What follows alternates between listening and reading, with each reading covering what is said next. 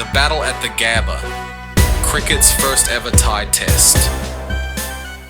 About 65 years before West Indies pacer Shamar Joseph had that blistering spell at the Gabba, there was another great test match between this team and Australia that set the cricketing world aflame with excitement.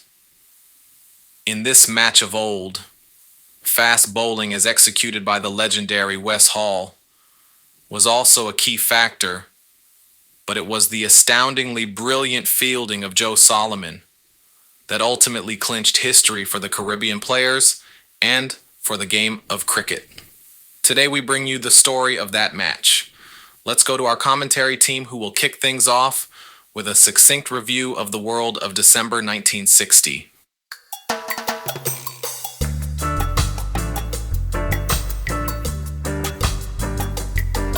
December 1960, Patrice Lumumba, the leader of Congolese independence, is captured in Lodi, Congo, following a successful coup led by Joseph Désiré Mobutu. The Ivory Coast claims independence from France, and American Willard Libel wins the Nobel Prize in Chemistry for his work developing radiocarbon dating.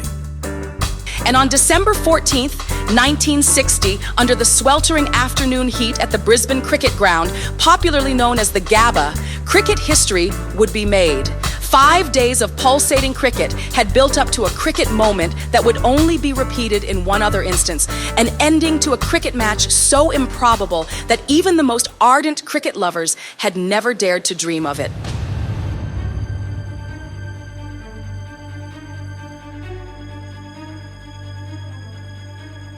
On one side stood the West Indies, led by the charismatic Frank Worrell, the first Afro-West Indian to captain the team for an entire series.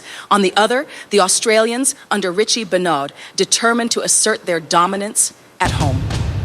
Let us head down to the village of Barda Green, a 70s-styled enclave in the island nation of New Carryland. Let's grab a transistor radio and listen to a cricket commentary, as they did back in the day. Here is the story of that match. West Indies versus Australia, first test at Brisbane, December 9-14, 1960. Build up to the drama. The West Indies, batting first, set the stage with a commanding 453 runs. Young Garfield Sobers, the magician from Barbados, played with flamboyance, carving out a majestic 132. Worrell himself contributed 65, while Joe Solomon, the quiet assassin, steadied the middle order with 65 of his own. Australia, in response, counterattacked.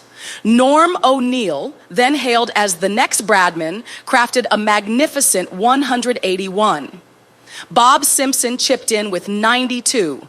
But the real standout was all-rounder Alan Davidson, who scored 44 with the bat and was stirring up a lot of trouble with the ball. Australia surged past the West Indies total, reaching 505, taking a 52-run lead.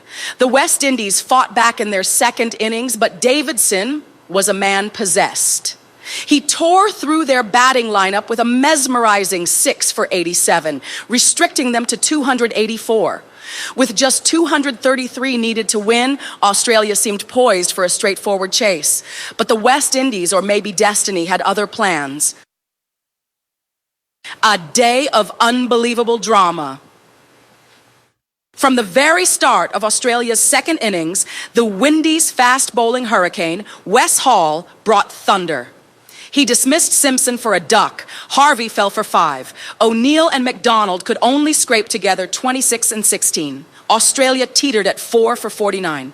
The tide was turning. Hall was relentless. His blistering pace and sheer intimidation had the Aussies gasping for breath. By the time Australia slumped to 6 for 92, the Gabba crowd sat in stunned silence. Then came Davidson and Benaud, the last recognized batting pair. In the face of the West Indies' fiery attack, they launched a counter-offensive. Boundaries were struck, singles were pinched, tension gripped the air. Together, they put on a heroic 136-run partnership. Suddenly, Australia was in touching distance. The target shrank, the tension grew. With 10 minutes left in the match, they needed just 9 runs to win. The crowd was on edge. the final over, an over like no other.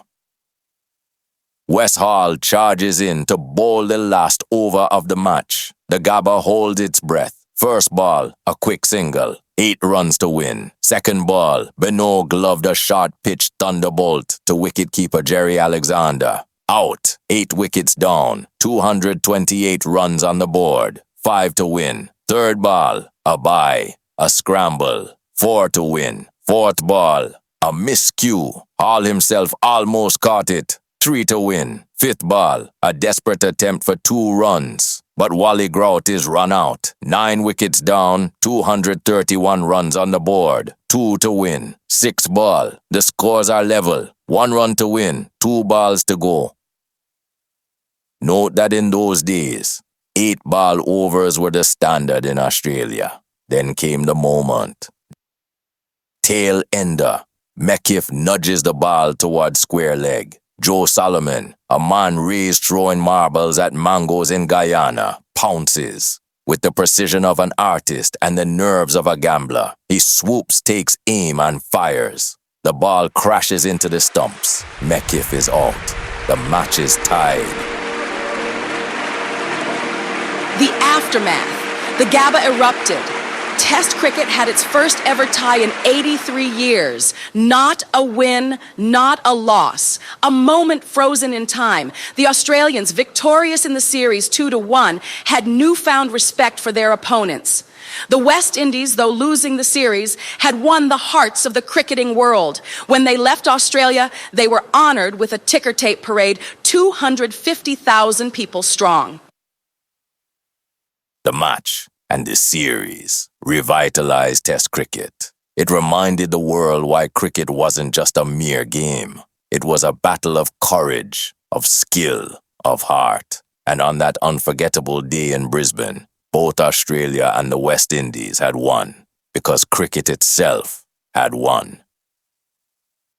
The ultimate hero of the match, Joe Solomon, August 26, 1930 to December 8, 2023, was a dependable middle-order batsman for the West Indies in the late 1950s and 1960s. He was known for his calm temperament and sharp fielding skills. Born in the then British Guiana, Solomon had a strong first-class career, averaging over 40 runs, and played a key role in West Indies cricket, both on and off the field. After retiring, he continued contributing to the game as a selector and mentor, leaving behind a legacy of skill, composure, and one unforgettable moment of cricketing brilliance.